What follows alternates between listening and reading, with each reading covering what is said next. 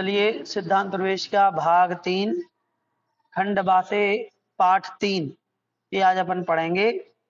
ऐतिहासिक जैन महापुरुष। ऐतिहासिक जैन महापुरुष, इस पाठ में 4 मुख्य महापुरुषों के बारे में बताया गया है। और ये महापुरुष, ये कहा जाए कि अपने जो भारतीय इतिहास है उसमें मिलने वाले इतने जो बड़े बड़े राजा हुए हैं उनमें ये 4 ऐसे व्यक्तित्व हैं जो जैनियों के लिए गौरव की बात है। ठीक है, तो 3 तो इसमें से राजा हैं और एक सेठ है भामाशाह। इन्होंने अपने लिए ही नहीं बल्कि देश के लिए महत्वपूर्ण कार्य किए हैं, अपना योगदान दिया है। इसलिए और साथ में जैनत्व की वृद्धि के लिए, जैन संस्कृति की रक्षा के लिए भी कार्य किए हैं। इसलिए अपन को इनको पढ़ना बहुत ही आवश्यक है। तो भूमिका में यहाँ पर लिखा है कि अहिंसा प्रधान जैन शासन की निर्दोष परंपरा का निर्वाह करते हुए तथा जिन धर्म का पालन करते हुए अनेक वीर राजा रानियों, मंत्रियों, सेनापतियों ने प्रजा का पालन संरक्षण किया, देश की रक्षा हेतु युद्ध भी किए, समय समय पर देश के लिए आवश्यकता अनुसार अपनी निजी संपदा को समर्पित कर दिया, जिनालय, साधु बसति का निर्माण तथा ग्रंथ आदि का निर्माण करा करके जिन शासन की प्रभावना की उसमें योगदान दिया। ऐसे ही कुछ महापुरुषों का संक्षिप्त जीवन वृत्त यहाँ पर प्रस्तुत है। सबसे पहले सम्राट चंद्रगुप्त का है। तो चंद्रगुप्त का जो नाम है ये विश्व में प्रसिद्ध है। तो नाम तो विश्व में प्रसिद्ध है, लेकिन ये जैन थे या इन्होंने, इनके अंदर जैनत्व के संस्कार थे, जैन परंपरा से हैं, ये इतिहास में मिलता तो है लेकिन सब जगह इसको बताया नहीं जाता, इसको छिपा लिया जाता है कि ये जैन थे।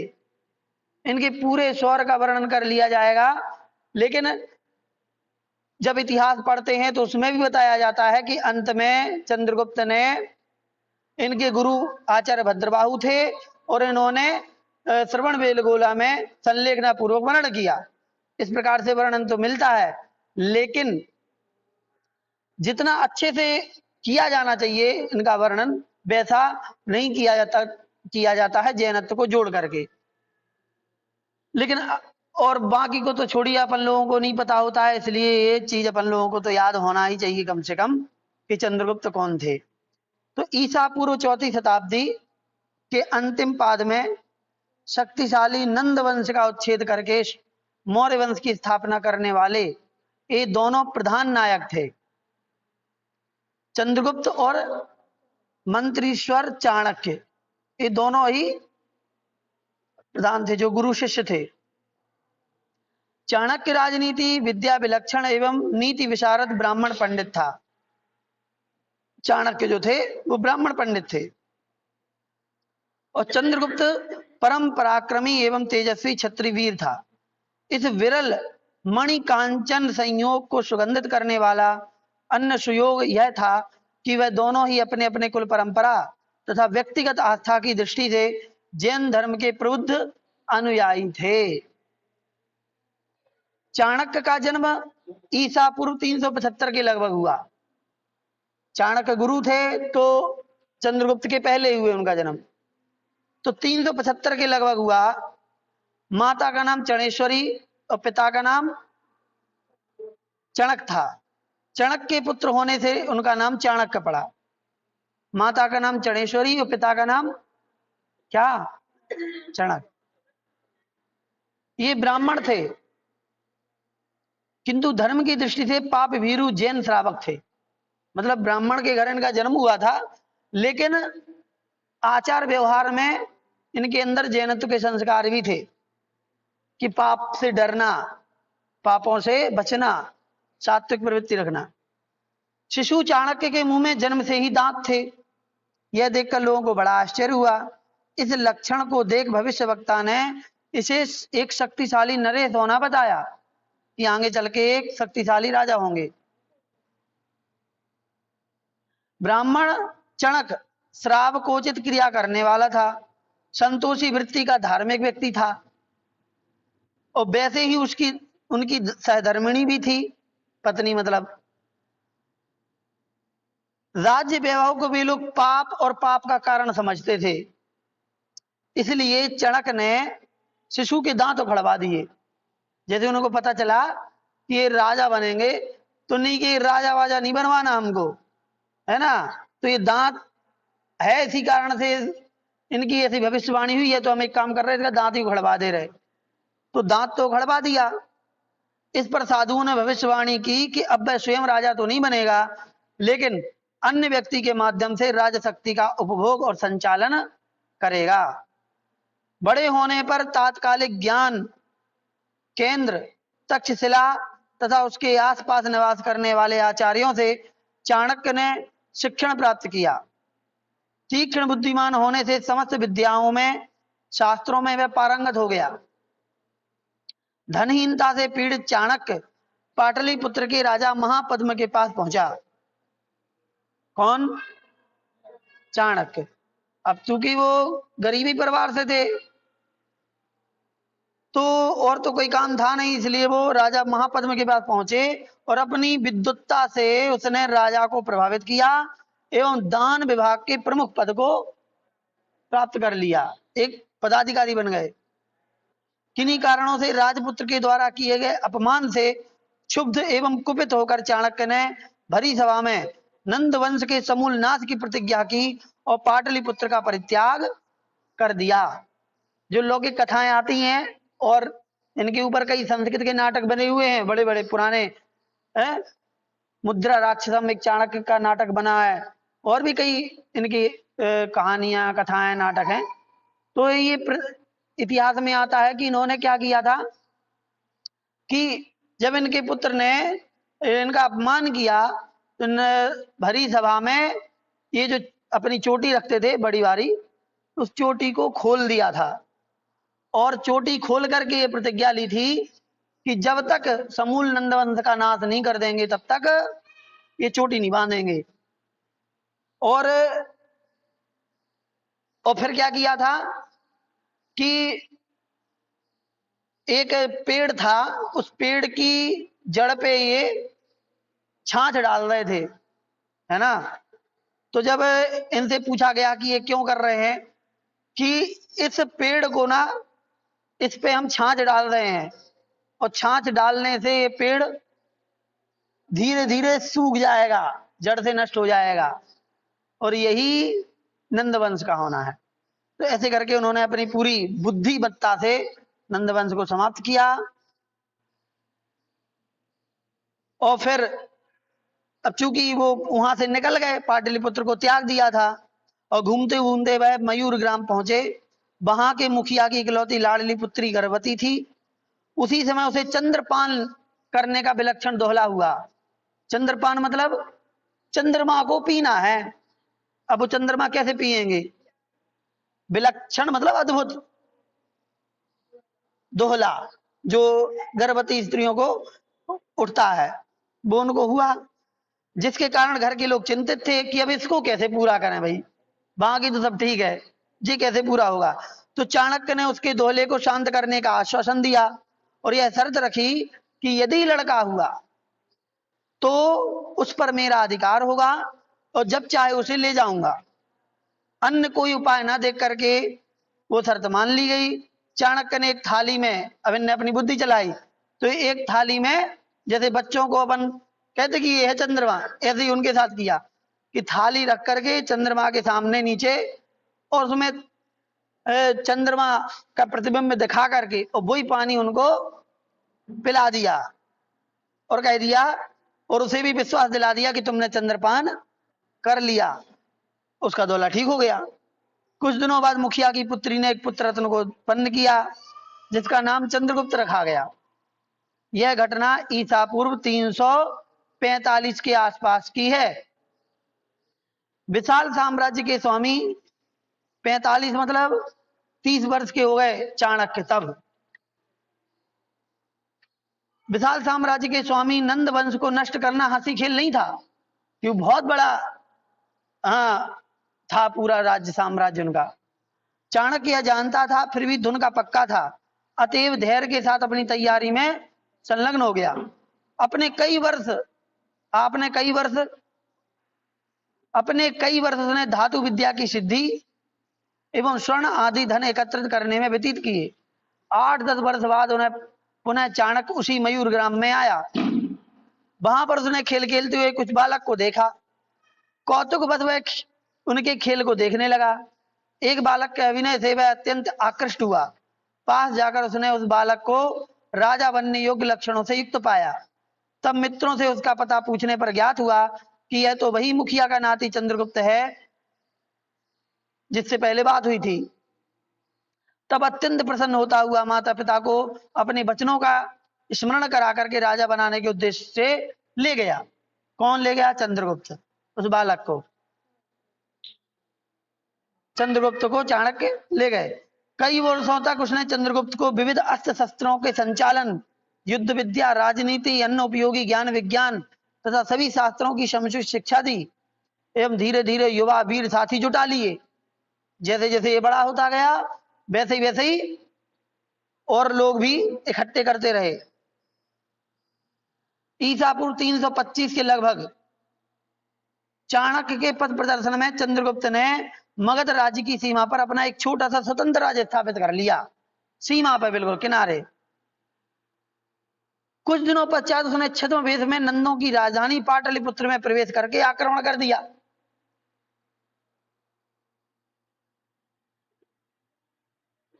चाणक्य के कूट कौशल के बाद भी नंदों की असीम सैन्य शक्ति के सम्मुख बुरी तरह पराजित हुए और जैसे तैसे प्राण बचाकर भागे। चंद्रगुप्त की सेना तो विशाल थी, नंद की, क्योंकि उसका साम्राज्य इतना, सेना विशाल। अब इतना छोटा सा राज्य और लेकर के थोड़े से सैनिक, तो ये कितना कैच करेंगे? तो बहुत ताकत के साथ लड़े भी, लेकिन कहां से जीतेंगे? तो पराजित हो गए। तभी एक बार घूमते हुए रात्रि में उन्होंने एक झोपड़ी में बुढ़िया की डांट सुनी। बुढ़िया ने डांटा कि हे पुत्र, तू भी चाणक्य के समान अधीर एवं मूर्ख है, जो गर्म गर्म खिचड़ी को बीच से ही खा रहा है। हाथ ना जलेगा तो क्या होगा? मतलब क्या हुआ था ये कि जब ये जंगल से एक बार गुजर रहे थे भटके हुए के समय, मतलब अकेले पड़ गए जब, तो जंगल में कुटिया में एक बुढ़िया थी, उनसे सहायता मांगी। तो भोजन पानी दिया। तो बुढ़िया ने क्या किया? खिचड़ी बना के दे दी। खिचड़ी बना के दे दी तो चंद्रगुप्त ने क्या किया कि सीधे खिचड़ी रखी तो बीच में सीधे खाना शुरू कर दिया, तो हाथ जल गया। तब बुढ़िया ने कहा कि तुम भी उसी चाणक्य की तरह हो कि जो सीधे बीच में हाथ डाल के खिचड़ी खाना चाह रहे हो तो हाथ जल जाएगा, जैसे वो सीधे राजधानी पे अटैक कर रहे हैं। तो फिर उनकी समझ में आ गई कि हम गलती कर रहे हैं। फिर उन्होंने नंद साम्राज्य के सीमावर्ती प्रदेशों पर अधिकार करना प्रारंभ किया। फिर उन्होंने क्या किया? जो आसपास के छोटे छोटे उनके सीमावर्ती प्रदेश थे, छोटे छोटे राज्य थे, उनको एक एक करके अपने कब्जे में करना शुरू किया। एक के पश्चात एक ग्राम, नगर, गढ़ आदि छल बल कौशल से जैसे ही बना हस्तगत करते चले गए। चंद्रगुप्त के पराक्रम, रण कौशल एवं सैन्य संचालन पटुता, चाणक्य की कूटनीति एवं सदैव सजग गिद्ध दृष्टि के परिणाम स्वरूप प्राय सभी नंद कुमार लड़ते लड़ते वीरगति को प्राप्त हो गए। सारे नंद कुमार मर गए। वृद्ध महाराज महापद्म चाणक्य को धर्म की दुहाई दे सपरिवार सुरक्षित अन्यत्र चले गए। जब कोई नहीं बचा, ठीक, तो फिर नंद ने क्या किया कि उनको राज्य सौंप करके कि भैया ठीक है, तुम यहां पर करो और हमें सुरक्षित जाने दो, तो अपने फैमिली के साथ लेकर के वो चले गए। नंद की द्विता राजरानी सुप्रभा का विवाह चंद्रगुप्त के साथ हुआ। इनकी एक बेटी थी राजरानी, ठीक, उनका विवाह चंद्रगुप्त के साथ हो गया और वह अग्रमहिषी मतलब पटरानी बन गई। इस प्रकार 317 ईसा पूर्व में पाटलिपुत्र में नंद वंश का पतन एवं उसके स्थान पर मौर्य वंश की स्थापना हुई। व्यक्तिगत रूप से सम्राट चंद्रगुप्त धार्मिक एवं व्यक्तिगत रूप से सम्राट चंद्रगुप्त धार्मिक एवं साधु संतों का सम्मान करने वाला था। प्राचीन सिद्धांत शास्त्र तिलोपन्नति में चंद्रगुप्त को क्षत्रिय कुलोत्पन्न मुकुटबद्ध मांडलिक सम्राटों में अंतिम गिना गया है, जिन्होंने दीक्षा लेकर अंतिम जीवन जैन मुनियों के रूप में व्यतीत किया। उनके गुरु आचार्य भद्रबाहु थे, जिन्होंने श्रवण बेलगोला में समाधि मरण ग्रहण किया। उसी स्थान के एक पर्वत पर कुछ वर्ष उपरांत चंद्रगुप्त मुनिराज ने संलेखना पूर्वक देह त्याग किया। मतलब उसी पर्वत पर भद्रबाहु ने भी समाधि ली थी और उसी पर्वत पर फिर चंद्रगुप्त ने ली। हाँ, उनके गुरु।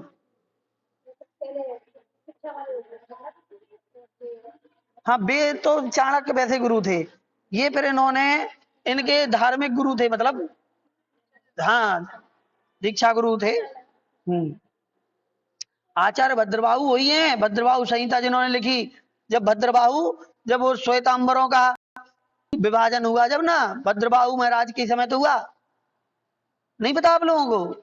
ये वही भद्रबाहु हैं, जब उत्तर भारत में अकाल पड़ा था तो आचार्य भद्रबाहु अपने संघ के साथ में दक्षिण भारत की ओर आ गए थे, और इनके साथ वाले जो दूसरे आचार्य थे वो हट करके वहीं रुक गए थे, क्योंकि ये निमित्त ज्ञानी थे। इनको पता चल गया था कि अब यहाँ पर अकाल पड़ने वाला है, ठीक। लेकिन उन्होंने भद्रबाहु आचार्य महाराज की बात नहीं मानी, ठीक, इसलिए वो वहीं रुके रह गए और भद्रबाहु आचार्य अपने शिष्यों के साथ में दक्षिण भारत चले गए, ठीक। तो दक्षिण भारत में अकाल नहीं था, तो ये वही भद्रबाहु हैं, ठीक। और फिर बाद में अकाल पड़ा तो वो सब भ्रष्ट हो गए थे, और भ्रष्ट होने के बाद जब ये वापस भी पहुंचे थे उत्तर भारत तो समझाया भी था, लेकिन उस भ्रष्टता के दौरान 2-4-5 साल बाद उतने में क्या हुआ था कि जितने वो उत्तर भारत में थे मुनिराज, तो कईयों का मरण हो चुका था, और कई लोगों ने उस अकाल के कारण से, क्योंकि उस समय लोग ना एक दूसरे का भोजन छीन के खाने लगे थे, ठीक।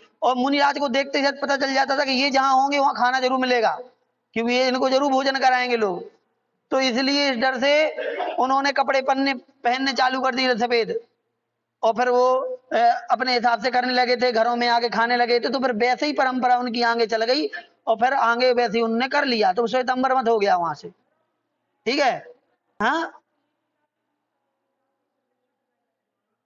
हाँ, वही तो वो उसी समय की परिस्थिति ऐसी थी जिस कारण से वो किया, तो वो वैसे ही रूप में बन गया वो। फिर उनके जो शिष्य रहे उत्तर भारत वाले आचार्य के, तो उनके शिष्यों ने फिर उन्हीं का ही, उनकी परिपाटी ही आगे बढ़ा दी। तो ये भद्रबाहु वही थे। हाँ, तब वहीं से श्वेतांबर शुरू हुआ। लगभग 19 वर्ष राज्य भोग करने के पश्चात ईसा पूर्व 298 में आपने अपने पुत्र बिंबिसार को राज्यभार सौंप कर उसे गुरु चाणक्य के ही अभिभावकत्व में छोड़ दक्षिण दिशा की ओर प्रस्थान किया। कुछ दिनों पश्चात चाणक्य भी मंत्रित्व का भार अपने शिष्य राधा गुप्त को सौंप कर मुनि दीक्षा लेकर तपस्रण करने के लिए चले गए। अंत में संलेखना पूर्वक देह त्याग किया। तो चाणक्य ने भी कर लिया और चंद्रगुप्त ने भी कर लिया। तो इस प्रकार से चंद्रगुप्त और चाणक्य की ये संक्षिप्त कहानी यहां पर समाप्त हो गई। अब अपन 2 नंबर पे है सम्राट खारवेल। खारवेल जो है ये भी कलिंग क्षेत्र, कलिंग देश के प्रतापी राजा हुए, जो कि जैन धर्म अनुयायी थे। कलिंग चक्रवर्ती सम्राट महामेघवाहन, ये अच्छे से पढ़ना है इसको। कलिंग चक्रवर्ती सम्राट महामेघवाहन एल खारवेल, क्या एल खारवेल दूसरी शताब्दी ईसा पूर्व का सर्वाधिक शक्तिशाली राजा था। प्रतापी एवं दिग्विजयी नरेंद्र था, साथ ही वह राजर्षि परम जिन भक्त भी था। अपने समय में उसने कलिंग देश को भारतवर्ष को सर्वोपरि राज्य शक्ति बना दिया था भारतवर्ष का, तथा उसने लोक हित और जैन धर्म की प्रभावना के भी अनेक चिरस्मरणीय कार्य किए थे। वर्तमान में यही उड़ीसा है। जैन धर्म के साथ कलिंग देश का अत्यंत प्राचीन संबंध रहा है। 18वें तीर्थंकर अरनाथ की प्रथम पारणा जिस रायपुर में हुई थी, उसकी पहचान महाभारत में उल्लेखित कलिंग देश की राजधानी राजपुर से की जाती है। क्या 18वें तीर्थंकर अरनाथ जो भगवान थे, उनकी प्रथम पारणा रायपुर में हुई थी।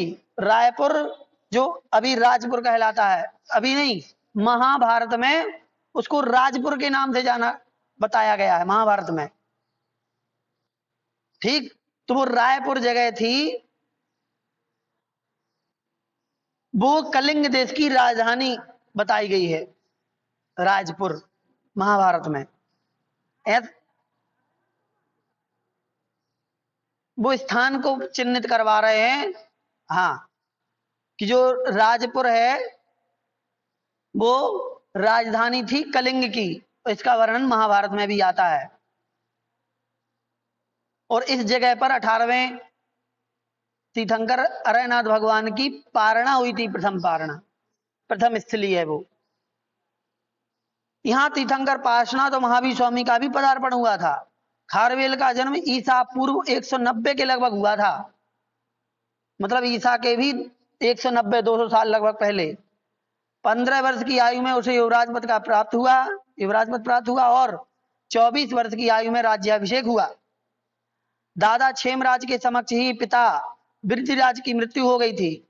ईसा पूर्व 152 उपरांत यह नरेश कितने वर्ष और जीवित रहा था, उसने क्या किया, यह जानने का कोई साधन उपलब्ध नहीं है। सम्राट खारवेल का विश्व शुद्ध शिलालेख वर्तमान उड़ीसा राज्य के पुरी जिले के भुवनेश्वर से 3 मील दूर स्थित खंडगिरी पर्वत के उदयगिरी नामक उत्तरी भाग पर बने हुए हाथी गुम्फा नामक विशाल एवं प्राचीन गुफा मंदिर के मुख्य एवं छत्र पर 17 पंक्तियों में लगभग 84 फीट के विस्तार में उत्कीर्ण है। लेख के प्रारंभ में अरिहंतों एवं सर्वसिद्धों को नमस्कार किया गया है। ये पुरातत्व का शिलालेखों का सबसे बड़ा शिलालेख माना जाता है। इसमें 17 लाइन है और 84 फीट लंबी लाइन है। समझ में आई ना, मतलब 84 फीट लंबी ऐसी 17 लाइनें हैं, ऐसा है।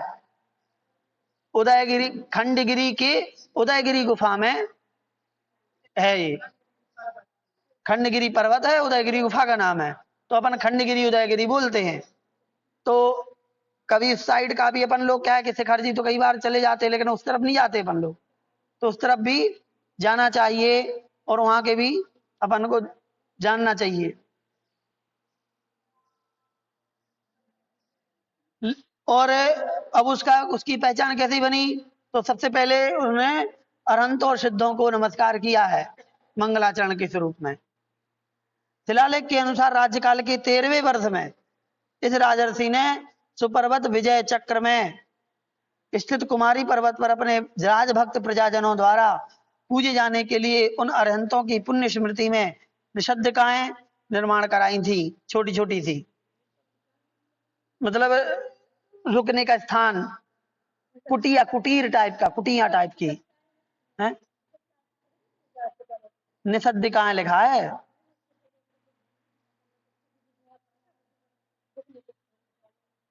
उसको बोलते बसतिका।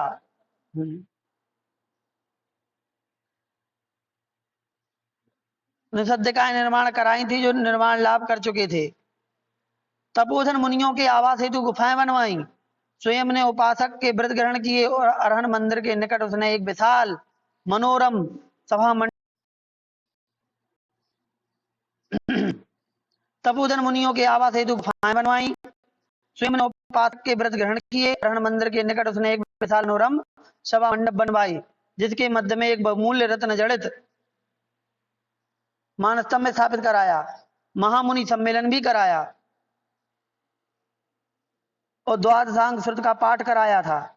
जिनेन्द्र भगवान का उपासक राजर्षि, जो स्वयं को भिक्षुराज कहता था, संभव है गृह और राजकार से विराम लेकर जैन मुनि के रूप में उसने कुमारी पर्वत पर तपस्या करके आत्म साधना की हो, ऐसी संभावना है, लेकिन कहीं प्रमाण नहीं मिलते।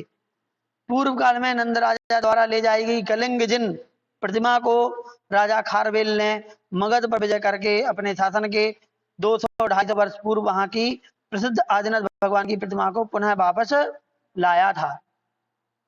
इस चीज पर एक नाटक बना है, जो हमने पढ़ा भी है, हमारे फर्स्ट ईयर सेकेंड ईयर के सिलेबस में भी था।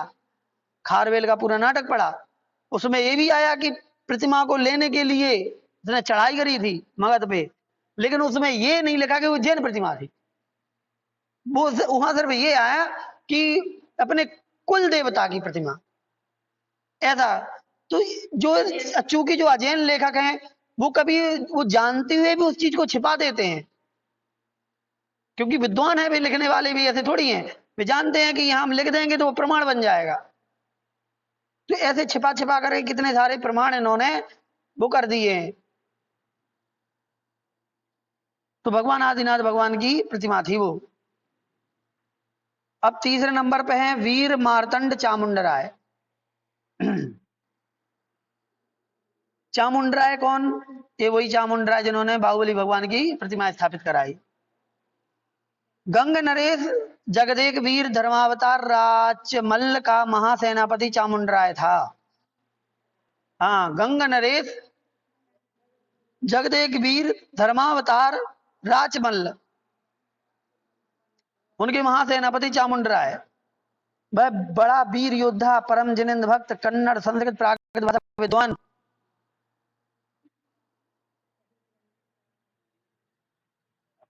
कवि, ग्रंथकार, सुदक्ष सैन्य संचालक, है ना, जैन सिद्धांत का अच्छा ज्ञाता था।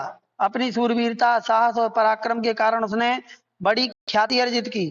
युद्ध में रण कौशल के कारण समर, धुरंधर, वीर मार्तंड, रणरंग सिंह, वैरिकुल, काल, दंड, भुज, विक्रम, समर केसरी आदि अनेक उपाधियां थी। मतलब ये चामुंडराय की उपाधियां थी। लोग ऐसे, अब चूंकि वो महासेनापति थे और पराक्रमी वीर थे, है ना, तो इस कारण से उनको ऐसे ऐसी ख्यातियां, पदवियां भी मिली उनको रण कौशल के कारण। धार्मिक नैतिक चरित्र के लिए सम्यक्त रत्नाकर, सौभाचरण, गुण रत्न भूषण, सत्य युधिष्ठिर, देवराज आदि सार्थक उपाधियां प्राप्त थी। वह जिनेन्द्र भगवान का स्वगुरु अजित सेनाचार्य का, और अजित सेनाचार्य उनके अपने गुरु थे चामुंडराय के, ठीक है, और अपनी स्नेहमयी जननी का परम भक्त था। चामुंडराय पुराण और चारित्रसार जैसे विशाल एवं महत्वपूर्ण ग्रंथ का प्रणेता भी था। चारित्रसार ग्रंथों की रचना करी इनने। गोमट सार की वीर मार्तंडी टीका कन्नड़ में चामुंडराय रचित मानी जाती है। चामुंडराय की प्रेरणा अथवा निमित्त से आचार्य नेमिचंद सिद्धांत चक्रवर्ती ने अपने सुप्रसिद्ध सिद्धांत ग्रंथ गोमट्ट सार, कर्मकांड, जीवकांड, त्रिलोक सार आदि की रचना भी की थी इनके निमित्त से और प्रेरणा से, है ना। इन्होंने चंद्रगिरी पर्वत पर इंद्र नीलमणि की नेमिनाथ भगवान की प्रतिमा विराजमान करवाई थी। चंद्रगिरी पर्वत पर, जो चंद्रगिरी पर्वत पर जो हाँ सामने वाला पर्वत है, उस पर एक मंदिर भी है, अच्छा बड़ा मंदिर है। तो वो नेमिनाथ भगवान की प्रतिमा है वहां पर, इंद्र नीलमणि की, नीलमणि की, इंद्र नीलमणि की प्रतिमा है। और वो एवं अपनी जननी कालल देवी की इच्छा पूरी करने के लिए सन 978 ईस्वी में बाहुबली भगवान की विश्व विशाल 57 फुट उत्तंग खड़गासन प्रतिमा निर्मापित एवं प्रतिष्ठित करवाई थी, जो रूप, शिल्प और मूर्ति विज्ञान की अद्वितीय कलाकृति है। यह विश्व के आश्चर्यों में परिगणित है। इनकी पत्नी अजिता देवी धर्मपरायण महिला थी। इनका सुपुत्र जिनदेव भी धर्मात्मा था। लगभग 990 ईस्वी में इस महान कर्मवीर एवं धर्मवीर चामुंडराय का स्वर्गवास हो गया। 990 ईस्वी में। इस प्रकार से इनकी एक संक्षिप्त कहानी यहाँ पर हो गई। ज्यादा डिटेल में इसलिए नहीं है कि अपन को सिर्फ इनके बारे में थोड़ा जा जानना है, कौन थे, कैसे थे, क्या किया। अब अंत में भामाशाह, इनके बारे में पूरा विश्व जानता है, पूरा भारत जानता है, बच्चा बच्चा जानता है, हिस्ट्री में इनका नाम आता है। लेकिन ये भामाशाह जैन थे ये कोई नहीं जानता, क्योंकि कहीं भी उल्लेख ही नहीं किया गया कि ये जैन भक्त थे। तो भामाशाह राणा उदय सिंह के समय से ही मेवाड़ राज्य का दीवान एवं प्रधानमंत्री था। ठीक, हल्दी घाटी युद्ध में 1576 में पराजित होकर के स्वतंत्रता प्रेमी और स्वाभिमानी राणा प्रताप जंगलों और पहाड़ों में भटकने लगे थे। वहां भी मुगल सेना ने उन्हें चैन नहीं लेने दिया। अतएव सभी ओर से हताश और निराश होकर उन्होंने स्वदेश का परित्याग करके अन्यत्र जाने का संकल्प किया। इस बीच स्वदेश भक्त एवं स्वाभिमानी मंत्रीश्वर भामाशाह चुप नहीं बैठा था, वह देशोद्धार के उपाय में जुटा रहा। ठीक जिस समय राणा भरे मन से मेवाड़ की सीमा से विदाई ले रहा था, वहां भामाशाह आ पहुंचा और मार्ग रोक कर खड़ा हो गया। उसने राणा प्रताप को ढांढस बंधाया, धैर्य बंधाया और देशोद्धार के लिए उत्साहित किया। राणा ने कहा कि ना मेरे पास फूटी कौड़ी है और ना सैनिक और ना साथी, फिर किस बूती पर प्रयत्न करूं। भामाशाह ने तुरंत विपुल द्रव्य उनके चरणों में समर्पित कर दिया। आपने सारे खजाने खोल दिए, जिससे 25,000 सैनिकों का 12 वर्षों तक का निर्वाह हो सकता था। इतना खजाना था, सोचो उनके पास। यह सब धन भामाशाह का अपना पैतृक एवं स्वयं उपार्जित किया हुआ था, अर्थात निजी था। इस अप्रतिम उदारता एवं अप्रत्याशित सहायता पर राणा ने हर्ष विभोर होकर भामाशाह को आलिंगन बद्ध किया। वह दुगने उत्साह से सेना जुटाने और मुगलों को देश से बाहर निकालने में जुट गया। अनेक युद्ध लड़े गए, जिसमें वीर भामाशाह और ताराचंद ने भी अपना बराबर भाग लिया। इन दोनों भाइयों ने मालवा पर जो मुगलों के अधीन था, उस पर चढ़ाई करके 25 लाख रुपए और 20,000 सरपियां दंड स्वरूप प्राप्त करके राजा को समर्पित की और राज्य के गांव-गांव में प्राणों का संचार कर दिया। सैनिकों को जुटाना, युद्ध सामग्री की व्यवस्था और युद्ध में भाग लेना आदि हर प्रकार से देश के उद्धार को सफल बनाने में पूर्ण योगदान दिया। इन प्रयत्नों का परिणाम यह हुआ कि मेवाड़ी वीरों की रणभेदी के बाद मुगल सैनिकों के पैर उखड़ने लगे और 1586 ईस्वी तक चित्तौड़ और मांडवगढ़ को छोड़कर संपूर्ण मेवाड़ पर राजा का पुनः अधिकार हो गया। अपनी इस उदार और अपूर्व सफलता के कारण भामाशाह मेवाड़ का उद्धारकर्ता कहलाया। मेवाड़ प्रतिष्ठा के पुनः संस्थापक, स्वार्थ त्यागी, वीर श्रेष्ठ एवं मंत्री प्रवर भामाशाह का जन्म सोमवार 28 जून 1547 ईस्वी को हुआ था और निधन लगभग 52 वर्ष की आयु में 27 जनवरी 1600 ईस्वी में हुआ था। जीवाशाह भामाशाह का सुयोग्य पुत्र था। उदयपुर में भामाशाह की समाधि अभी भी विद्यमान है। इस नवरत्न ने एक सच्चे जैन के उपयुक्त आचरण द्वारा स्वधर्म, स्वसमाज और स्वदेश को गौरवान्वित किया है।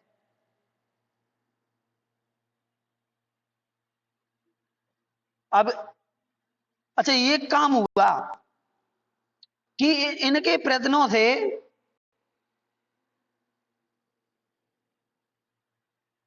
जो मुगल सैनिकों ने जो कब्जा कर रखा था, उनकी शक्ति कमजोर हुई।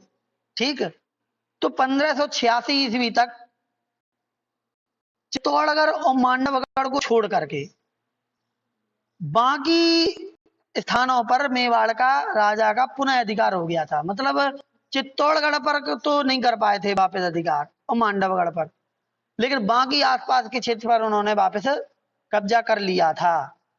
अब चित्तौड़गढ़ का किला है, आप लोगों ने देखा है किसी ने, है ना? तो जिन लोगों ने देखा, चित्तौड़गढ़ का किला एक अभेद्य किला है, उसको मुगल भी नहीं भेद पाए थे। वो तो उन्होंने छल किया था।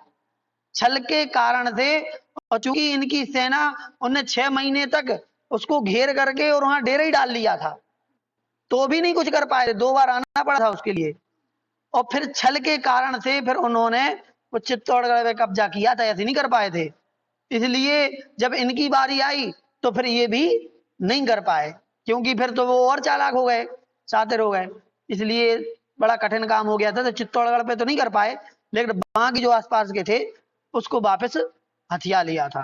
तो इस प्रकार से भामाशाह का जो योगदान है वो अपने देश प्रेम के लिए जाना जाता है, और इस प्रकार से ये बहुत ही प्रेरक व्यक्तित्व रहे हैं। इनके बारे में जानना चाहिए, अपने बच्चों को भी बताना चाहिए, सबको पता चलना चाहिए चीजें। ठीक है, क्वेश्चन तो अब इसी में से है ना। चाणक्य ने जैन धर्म के लिए क्या भूमिका निभाई? तो जैन धर्म के लिए क्या भूमिका निभाई?